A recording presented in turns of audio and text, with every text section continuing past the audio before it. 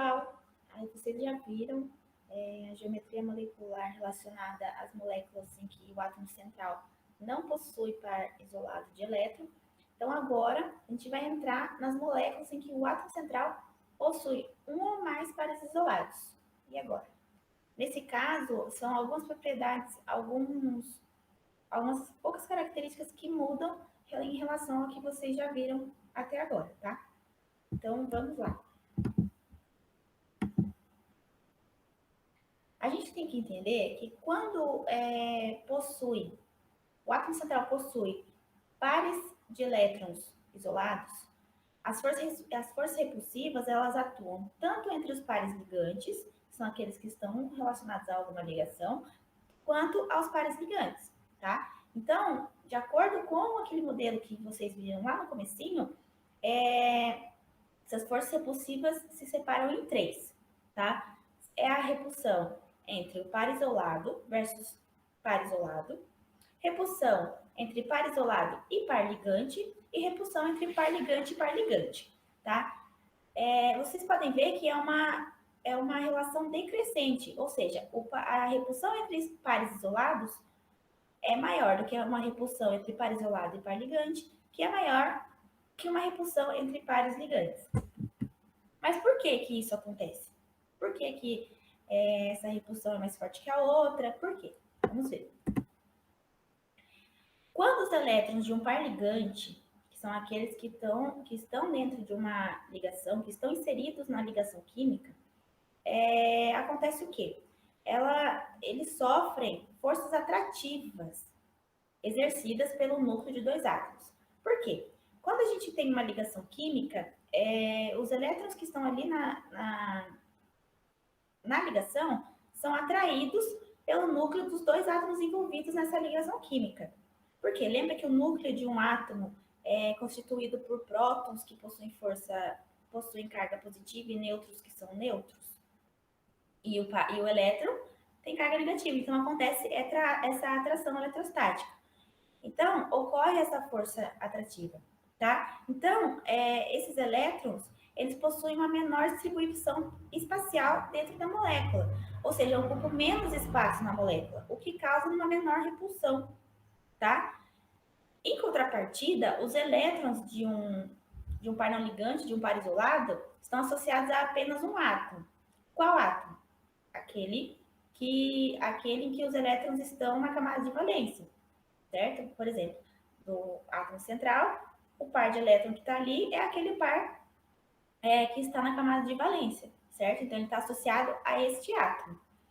Aí, como ele não está relacionado a nenhuma outra ligação, ele está associado apenas a um átomo e ocupa maior espaço na molécula como um todo, tá? Então, o que acontece? Ele ocupa mais espaço, então, maior repulsão. A gente vê que é proporcional. Ocupa menos espaço, menor repulsão. Ocupa mais espaço, maior repulsão. Aqui eu vou chamar bastante a atenção de vocês, porque a gente tem que lembrar que é uma coisa que geralmente o pessoal confunde bastante, é que nos casos em que as moléculas que possuem os pares de elétrons ligantes, que estão na ligação, e isolados que não estão em ligação, a repulsão sempre vai ocorrer entre os dois, tanto entre os pares ligantes quanto os pares isolados. Só que a diferença é que as forças são distintas, como a gente viu lá. Vamos dar uma voltadinha aqui. A gente viu aqui. Possui repulsão entre pares isolados, a repulsão entre isolado e ligante e a repulsão entre ligantes. A repulsão vai acontecer entre esses elétrons, entre todos os elétrons do átomo central. A diferença é a intensidade, tá? Então, a gente vai lembrar aqui também por que a repulsão entre pares isolados é maior. Porque eles ocupam maior espaço. Então, quanto maior o espaço, maior vai estar interagindo com o outro. Então, essa repulsão vai ser mais forte. A mesma coisa em relação aos pares ligantes. Como a gente viu, eles ocupam menos espaço, então essa interação vai ser menor e a repulsão também vai ser menor. E ali do par isolado e par ligante já está ali no intermediário, certo?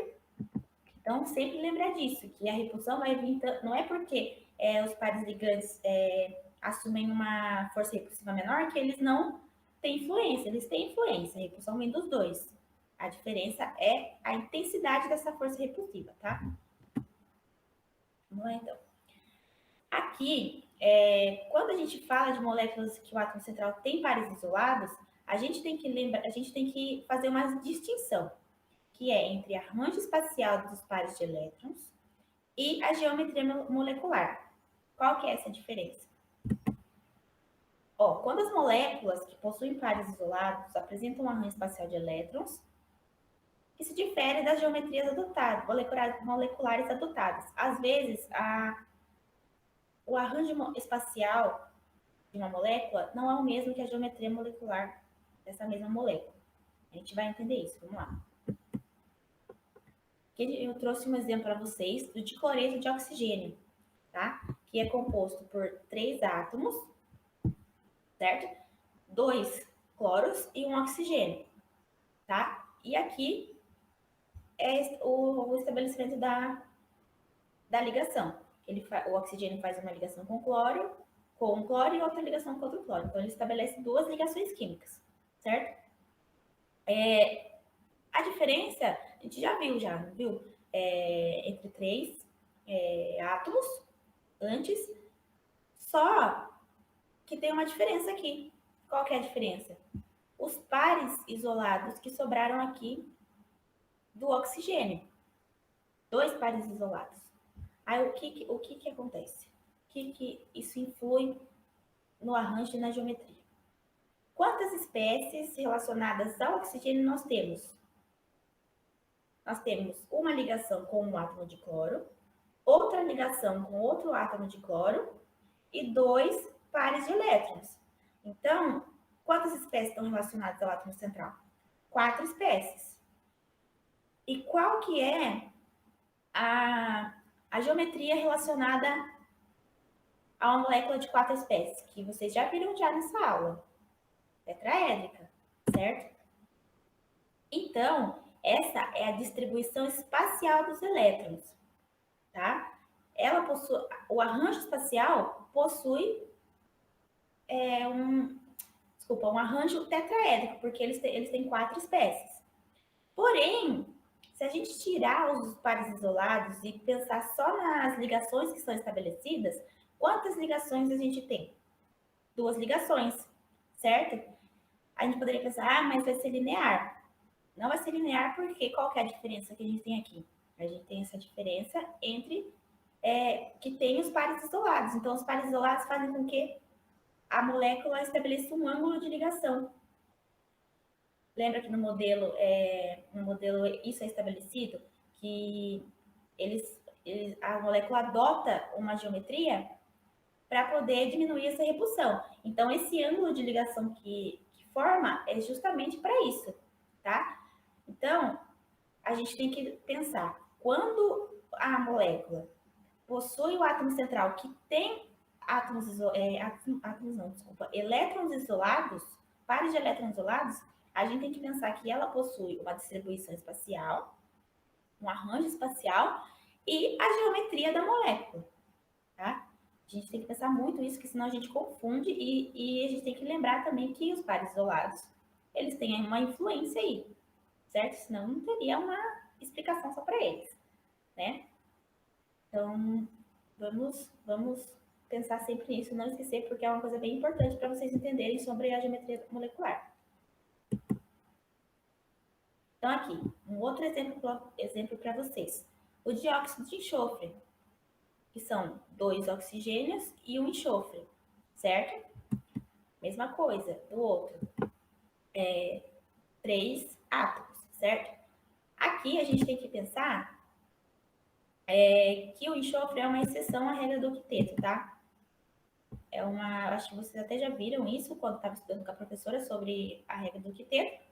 Só que porque o que acontece? O átomo central, nesse caso, é o enxofre, que é ligado a 2 oxigênios.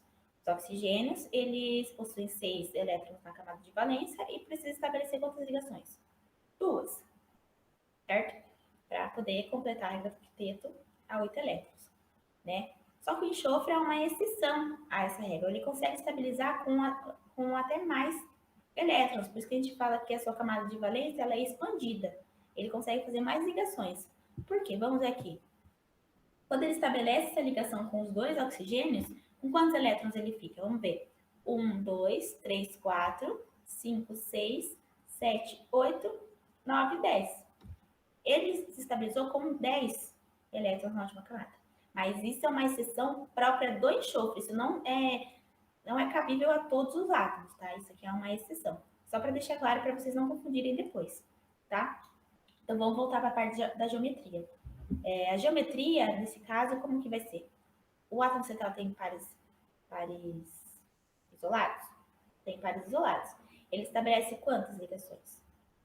Estabelece 2 ligações químicas. É uma ligação dupla, 2 ligações duplas, né? No caso. Então, vamos lá. O que acontece ali, então? Vamos voltar aqui rapidinho. Quantas espécies estão relacionadas ao enxofre? Uma ligação estabelecida com um oxigênio, com o outro oxigênio e um par de elétrons isolados. Quando está referente a três espécies, qual que é que a gente viu lá antes, na aula? Trigonal plana ou trigonal planar, certo? Levando em consideração o par de elétrons. Então, esse é o quê? O arranjo espacial dos pares de elétrons, certo? E a geometria? A geometria da molécula. A gente vê o que sobra além dos pares de elétrons, ou seja, só as ligações. Então, as ligações formam o quê? Uma geometria molecular angular. Por quê? Porque temos a influência do par de elétron isolado, tá? Sempre lembrar disso. Então, nesse caso, a distribuição espacial é trigonal planar ou trigonal plana, a geometria da molécula angular, tá? Aqui, vai ter uma nova coisinha aqui, mas não é algo que vocês precisam, eu vou decorar. Pode ser algo que pode facilitar para vocês ou não, mas é uma fórmula geral, geralmente é usada para estipular a geometria molecular, tá?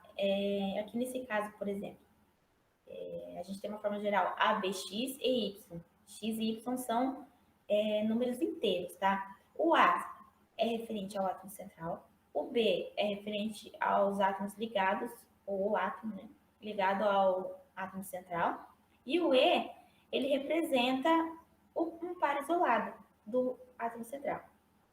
Então, nesse caso, seria um átomo central, que é o A,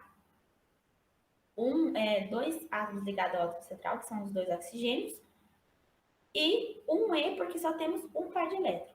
Isso talvez ajude, se vocês não entenderem, não tem problema, tá? Porque a ideia aqui é vocês olharem para a molécula e conseguir estabelecer essa distribuição espacial, estabelecer a geometria molecular com o que vocês veem, tá? Não é algo obrigatório nem nada. Se vocês tiverem dificuldade, vocês utilizam uma forma de olhar mesmo para a molécula. É só uma alternativa e tudo mais. Agora a gente vai para uma outra geometria, tá? Que é a piramidal trigonal. Que a gente traz a gente já trouxe a resposta, mas vamos montar juntos, tá? Aqui o exemplo que a gente trouxe é o da amônia, do NH3. Que a gente tem o nitrogênio com 5 elétrons na última camada e o hidrogênio, certo? Então, na amônia, o átomo central é o nitrogênio, certo? Ele vai estabelecer 3 ligações. Uma ligação com cada um dos hidrogênios, certo?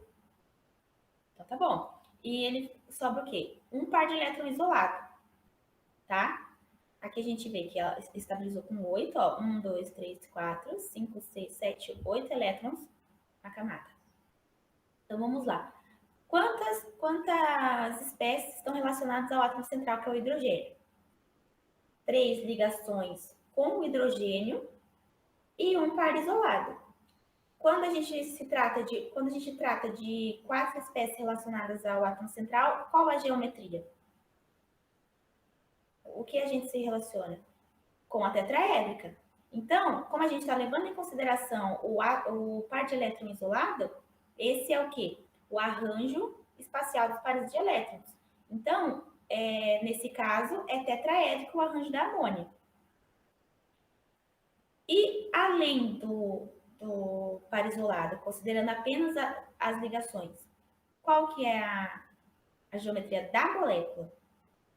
Da molécula é piramidal trigonal, que é quando a gente relaciona três espécies ligadas ao átomo central, considerando o par de elétrons isolado, tá? É um pouco complexo, só que com um treino, a gente entendendo, fica mais fácil de entender, tá? Espero que vocês tenham entendido bem essa parte, porque é bem importante. Então, vamos lembrar sempre que quando... dois pontos que foram bem importantes nessa parte. Lembrar sempre que quando um par de elétron, quando uma molécula tem um par de elétron isolado, ela sempre, um ou mais, né, claro, ela sempre vai ter um arranjo espacial de elétrons e a geometria da molécula. Eles podem ser distintos ou iguais, tá? Isso vai tudo depender da análise, como a gente vai montar e ver certinho, igual eu fiz aqui. E o outro ponto é que é bom que a gente precisa lembrar é que as forças repulsivas dentro de uma molécula que possui um par isolado é proveniente do par isolado e do par ligante, tá? Com forças, intensidades diferentes, mas as duas são existentes. A gente precisa lembrar sempre isso, porque senão a gente não teria essas diferenças entre moléculas em que o átomo central possui ou não pares isolados, tá? Então é isso. Continuando nossa aula, então, né, e já caminhando para o fim, a gente trouxe aqui nesse slide algumas regrinhas, né, de aplicação geral do modelo de repulsão dos pares de elétrons da camada de valência para todos os tipos de moléculas, certo? Então, vamos lá. A primeira regrinha, né, a gente vai escrever a estrutura de Lewis da molécula, considerando apenas os pares de elétrons em torno do átomo central. Então, vamos lá. Dada uma determinada molécula, vocês vão determinar o átomo central dessa molécula, escrever a estrutura de Lewis e considerar apenas os pares de elétrons em torno do átomo central. Feito isso, vocês vão contar o número de elétrons ao redor do átomo central. E é nesse segundo passo que vocês vão ter que identificar os pares ligantes e os pares de elétrons não ligantes, né, ou isolados. Então, é nesse momento que vocês vão ver quais são os pares de elétrons ligantes e se a molécula tem ou não pares de elétrons isolados. Caso a molécula tenha ligação dupla ou ligação tripla, não se preocupem com isso, tá bom? Assim como foi dito anteriormente, as ligações duplas ou triplas, elas vão ser tratadas como ligações simples. Então, caso apareça uma molécula com esses tipos de ligações, não se preocupem, tá bom? Não se assustem. Façam aí a estrutura de Lewis normalmente, conte o número de elétrons ao redor do átomo central normalmente, tá bom? Então, feito isso, escrito a estrutura de Lewis, considerando os pares de elétrons em torno do átomo central, identificando aí as ligações, né? Os pares de elétrons ligantes e não ligantes, vocês vão prever a geometria da molécula com base no que a gente deu aí, trouxe, né? Exemplos na aula, com base na tabelinha que a gente trouxe. E para facilitar mais ainda essa identificação da geometria, a gente trouxe um mapa conceitual para, de fato, finalizar a nossa aula e recapitular tudo que foi dito. A gente entende, né, que geometria molecular é uma parte aí da química bem densa, né, bastante complicada, às vezes, né, bastante regrinhas, né, às vezes de difícil visualização. Então, para isso, a gente trouxe esse mapa conceitual e achou de extrema importância que vocês saibam, né, ler um mapa conceitual. Então, a gente trouxe aqui de geometria molecular, que é do tema da nossa aula. Então, primeiro a definição, né, a geometria molecular, ela refere-se ao arranjo tridimensional de átomos em uma molécula. Então, o que a gente precisa para identificar uma geometria molecular? assim como foi dito anteriormente, reconhecer os números de pares de elétrons ao redor do átomo central, certo? Então, a partir desse reconhecimento dos pares de elétrons, vai abrir um leque. Se em volta, aí, né, em torno do átomo central, tiver 2 pares de elétrons, a geometria vai ser linear, certo? Se os pares de elétrons ao redor do átomo central forem 4 pares, vão abrir 4 possibilidades. Vamos para a primeira.